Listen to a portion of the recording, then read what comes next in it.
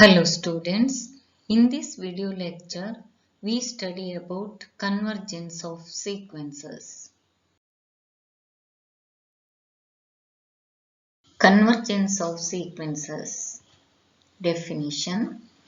A sequence Sn is said to converge to a real number L or to have the real number L as its limit if for each epsilon greater than 0 there exists a positive integer m depending on epsilon such that modulus of Sn minus L less than epsilon for all n greater than or equal to m. Symbolically, we write Sn tends to L as n tends to infinity or limit n tends to infinity Sn equal to L.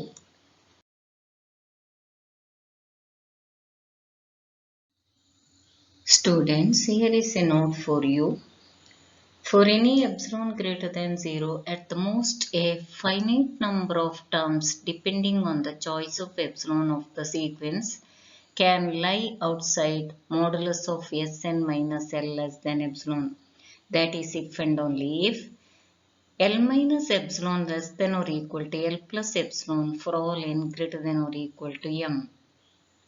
This is the definition of the convergence. The definition ensures that infinite number of terms lie inside open interval L minus epsilon, L plus epsilon.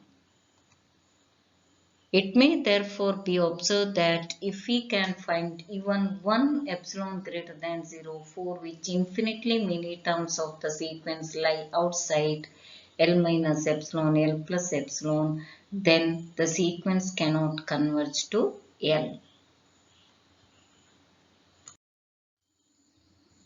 Some theorems. Theorem 1.1. Every convergent sequence is bounded. Let a sequence Sn converge to the limit L, then by definition we can write let epsilon greater than 0 be a given number so that there exists a positive integer m such that modulus of Sn minus L less than epsilon for all n greater than or equal to m if and only if L minus epsilon less than or equal to Sn less than or equal to L plus epsilon for all n greater than or equal to m. Now let us take small letter g equal to minimum of L minus epsilon S1, S2, etc. Sm minus 1 and take capital G equal to maximum of L plus epsilon S1, S2, etc. Sm minus 1. Then clearly G less than or equal to Sn less than or equal to capital G. That means the sequence Sn is bounded below by G small letter g and bounded above by capital letter G. Hence, the given sequence is bounded. Therefore, every convergent sequence is a bounded sequence. Second theorem, a sequence cannot converge to more than one limit. Proof. Suppose a sequence Sn converge to two real numbers say L and L dash, L not equal to L dash.